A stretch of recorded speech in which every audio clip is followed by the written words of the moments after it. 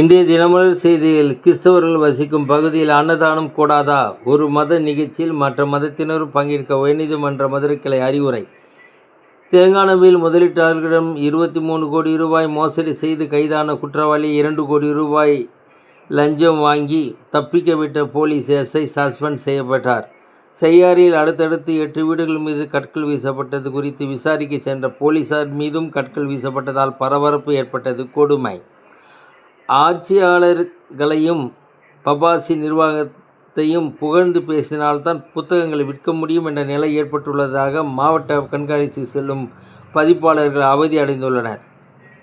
சென்னை வாலிபரிடம் 20 லட்சம் ரூபாய் மோசடி. மும்பை வாலிபர்கள் 2 கைது. நெமிலிச்சேரியில் நடந்த கிராம சபை பொதுமக்களின் அடுத்தடுத்த குற்றச்சாட்டு. பதிலளிக்க முடியாமல் திணறிய அதிகாரிகள். மோட்டார் வைத்து நீரை வெளியேற்றி மெய்யூர் ஏரியில் மணல் கொள்ளை. தண்ணீர் லாரி மோதி உருக்குலைந்த கார். மீன் வியாபாரி பலி, 2 படுகாயம். கீழ்ப்பாக்கத்தில் பதற வைத்த விபத்து. வணக்கம்.